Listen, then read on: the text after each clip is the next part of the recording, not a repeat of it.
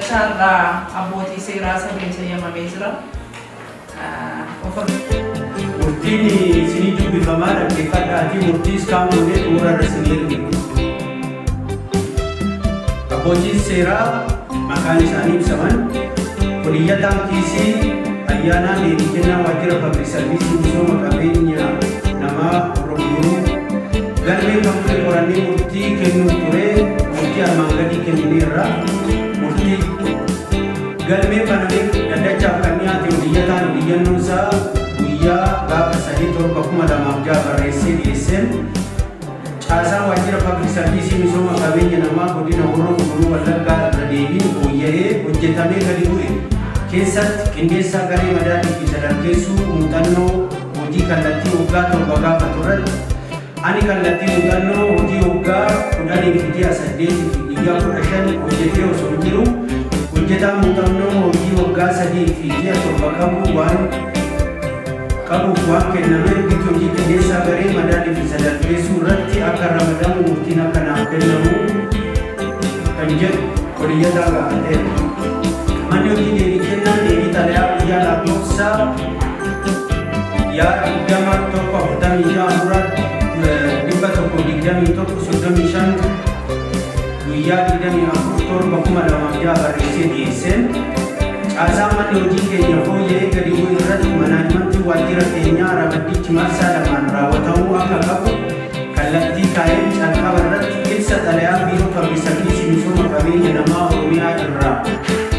barreeffame lakkoofsa 3 irratti akkuma ibsameen hojjetaan kanaan dura seeraan gita hojii irratti ramadamee jiru ulaagaalee dandeettii barbaachisoo isa xiqqaa guutuun gita hojii fooyya'ee gadi bu'e irratti ramadamee ture giticha kan guute yoo ta'u Profaayiliin hojjetaa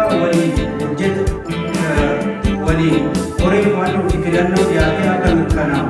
qabu waan jedhuuf haaluma kanaan qoreen waan hojii filannoo dhiyaate qoreenis haaluma kanaan ramaddichi marsaa duraa ibsa akkaataa xalayichaa irratti hundaa'uudhaan yeroo xumuraatti gita ammaa oliyyan irratti dhiyaate kana irratti hojjetaan duraa irratti ramadamee ture aadde Magartuu Dhaabaa waan ta'eef qoreen ishee mirkaneessee darbee jirti.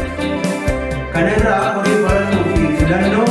ulaagaalee dandeettii gitichi gaafatu hojjetaan gitichi qabatee jiru waliin yeroo wal dorgomsiisu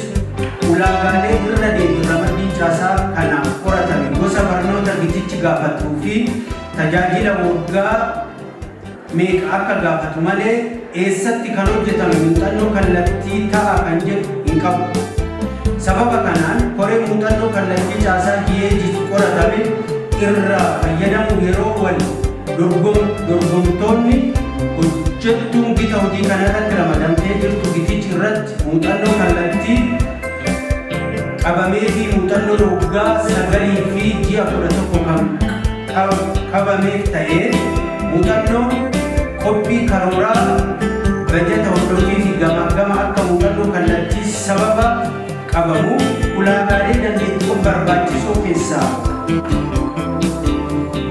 karoof kan jedhu waan jiruuf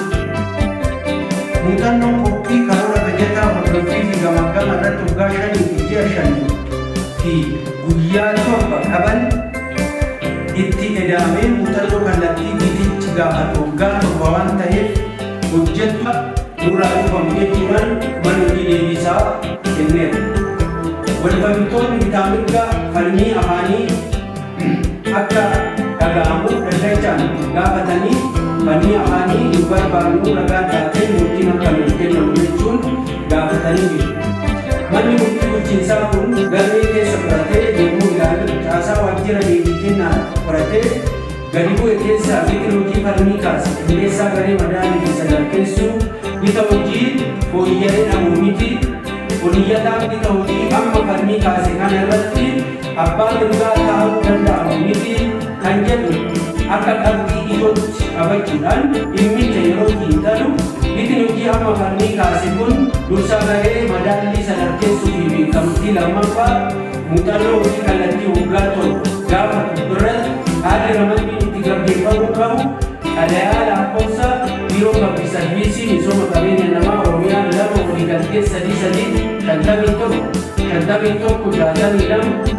guyyaa 29/5/2016 biiroo pabliik sarviisii misooma qabeenya namaa Oromiyaa irraa barreeffamee fi akkaataa qajeelfama raawwii hooggansa qabeenya namaa lakkoofsa 24/2015 keewwata 84 keewwata xiqqaa tokko jalatti tumamee hojjetaa mootummaa gita hojii tokko seeraan dorgomee qabate kan jiruu fi gita hojii hojjetichi irratti ramadamee hojjechaa jiru gara sadarkaa olaanaatti kan fooyya'e yoo ta'e hojjetaan giticha irratti ramadamee jiru ulaagaa dandeettii barbaachisu isa xiqqaa gitni hojii fooyya'e sana irratti guutummaan guututti kan guutu yoo ta'e dorgommii dabalataa tokko malee ramaddiin akka kennamuuf qajeelfamni seeraan tumamee jira. Dhimma ammaa fi harkaa qabnu kan yommuu ilaallu oliyyataan ammaa kun gitni hojii ammaa falmii kaase kana irratti